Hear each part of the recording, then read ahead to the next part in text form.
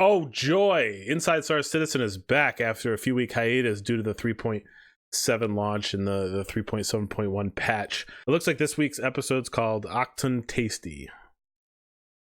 Food? Oh, ships? Let's dig right in and watch.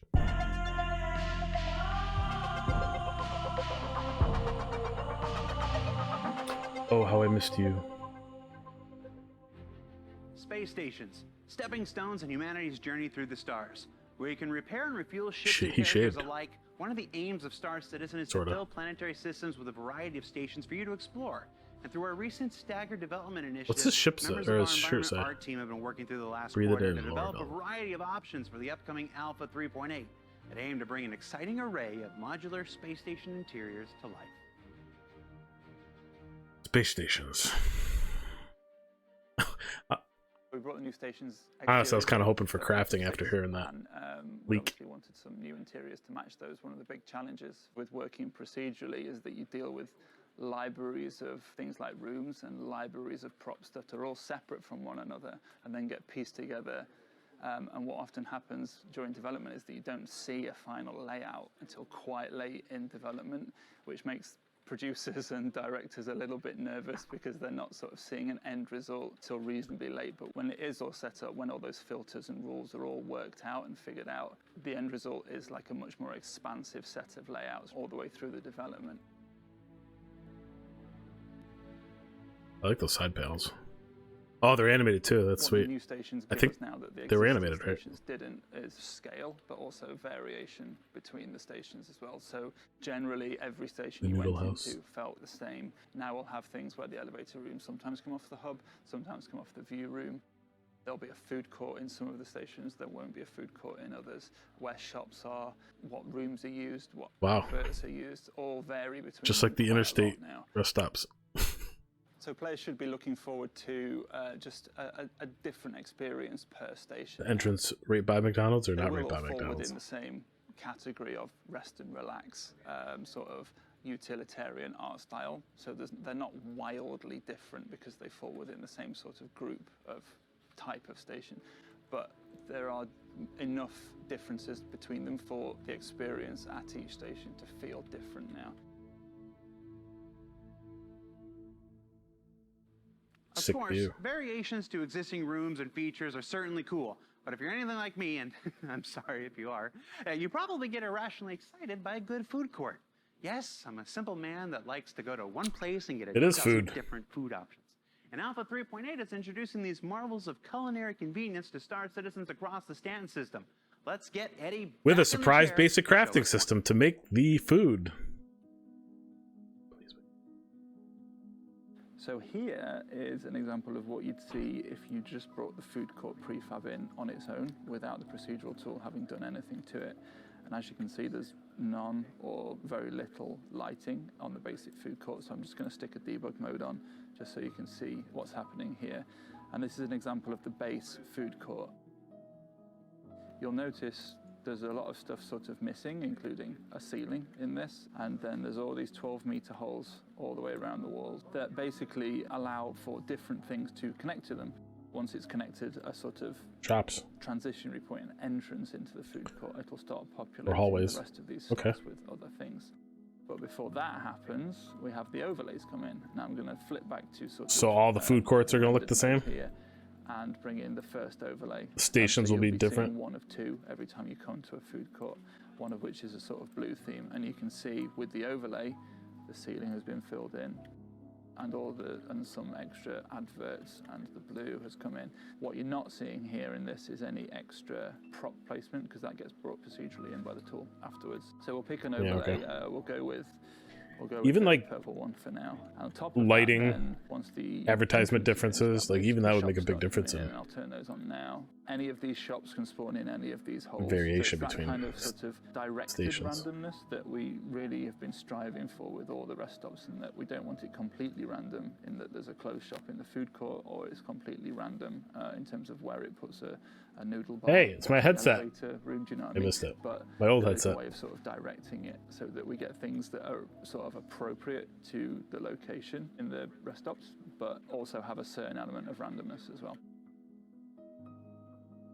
So what I'll switch back to now is the generated layout, which obviously has a few more sort of prop placement stuff in, and it's just a little more fleshed out. Particularly, let's talk about the shops, because I think the shops are a big sort of change. We wanted shops to have a very much of an open feel to them. Before it was quite restricted because every shop had a door on it, which obviously led to quite a sort of a straight viewport straight along the wall. That was actually a big issue of mine. Shops, particular sort of stuff like the pizza joint here is spill that stuff out onto the concourse. Yeah. Which, as you're walking along, gives a much more curb appeal. In that, I like that a lot. It was way too closed off before. That's the whole point of a shop. So having a doorway kind of prohibits that a little bit. So a lot of our shops now sort of spill out a little more onto the pavement. So I think what these new, although in terms of priority, what the new rest stop interiors in general give us is a really good basis for expanding. That ceiling is kind of sick. Look at that. They're easily sort of 4 times larger than the current rest stops now, and I'm really looking forward to get them into the hands of the backers and into the hands of the players. Last quarter, we showed you work done by the UI tech team in their new Building Blocks initiative, which aims to put more power into the hands of system designers everywhere to create functional UI elements that taste great and are less filling. And our vehicle features team has been using these tools to create a new array of enunciator panels for ships that aim to help pilots everywhere better understand what's happening inside their spaceships. So the annunciator panels were actually built using our new technology, which is Building Blocks. We wanted to give a little more information inside of the ship cockpits. This is going to facilitate the way that we actually do UI in game. This brings us multiple benefits for faster prototyping. So we could get annunciator panels actually faster just because we can go in, do some changes, see it directly in the game, and have it the way we want it to look. So the annunciator panel actually touches a lot of systems. We're going to show in the panel information about heat. We're going to display power, weapon, and thruster heat. We're going to display information about low power produced by the power plants. We're going to show the status of the shields. Also going to warn the player about proximity warnings, tell the player if their quantum actually failed. During combat, if there's someone. How about quantum fuel levels? I always have a hard time. Missile on their way, or if the ship just has some kind of malfunction and a cooler is failing, for example.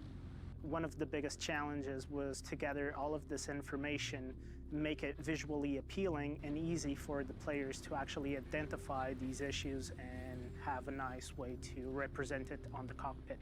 So annunciator panels are going to be available in a few ships. We're looking to update the ships that have spaces for annunciators, which haven't been implemented yet. And List them. We're going to add that feature in List them. for free 8. And that's it for this week's show. With only 4 weeks to go before CitizenCon, our biggest showcase of the year, we're going to spend the next couple episodes dancing between the raindrops, as they say, to see what we can bring you without spoiling any of the surprises in store. But rest assured, with all the panels and presentations there, you won't miss out on any of Star Citizen's continuing development. Oh, and I almost forgot, coming soon is a new free fly event to celebrate the recent release of Alpha 3.7. With the addition of caves, harvestables, FPS mining, mission sharing, and more, there's never been a better time to introduce your friends to Star Citizen, or just fly free spaceships yourself. Free ships are always fun.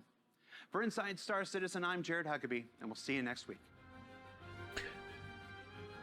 Jared's getting a lot more comfortable behind the camera. Meanwhile, all right, Jared at the end actually mentioned free ships. I got to go back and listen to it, but I want to make sure I'm not missing an opportunity here to fly some extra stuff. Although, unless he's talking about new accounts, like referrals, bringing them in. I didn't actually know they had some sort of referral program. I got to take a look and see what he was talking about. So I got a couple people I've been trying to drag in. So I've actually been having a ton of fun with 3.7. The organization has been I don't know, it's been fun. We've been mapping caves and stuff. It's been a lot of you know what it is? Stability. I've been able to consistently play for 30 minutes, an hour without any kind of issue happening, you know, some freak accident. I've been earning money, I've been going into caves, I've been mining, I've been exploring, I've been participating in more combat with now that I have a fighter. It's been fun. It's been a lot more fun, to the point where my critical friends who haven't been in the game actually. I think it might be a good time to introduce it to them. Then again, something goes wrong, right? They're just gonna head for the hills again. So I don't. It's this balancing act. I just wish all new players could come in with an open mind and understand that it's still kind of in development. There's a big issue with folks being able to separate. This is not normal development.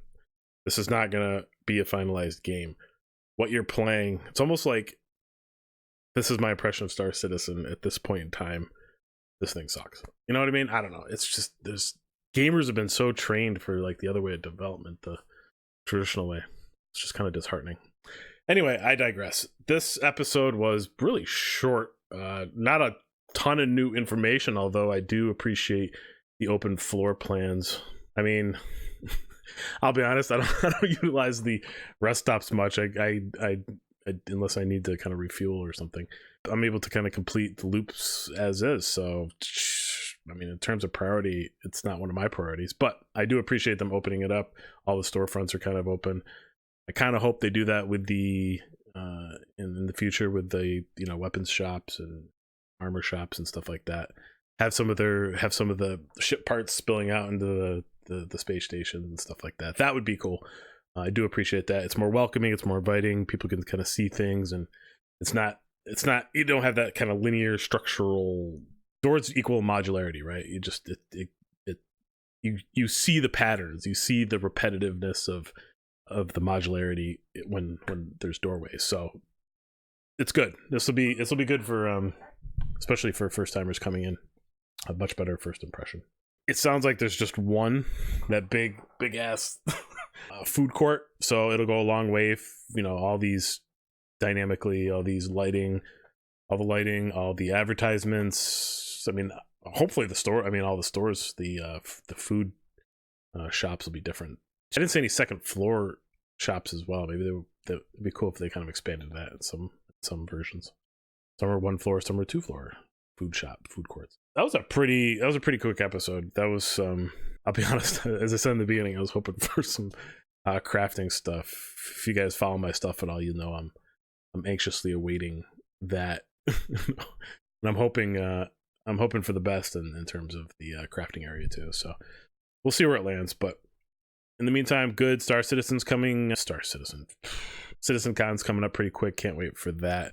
I'll probably be streaming that live if anyone wants to kind of take a look and be in awe together over the new releases. So just keep an eye out for that. Other than that, thanks for joining, guys. Let me know in your comments what you guys think about this. There's not a lot of new features, but let me know what you think we're going to be experiencing in the next couple weeks before CitizenCon. Let's get hyped together.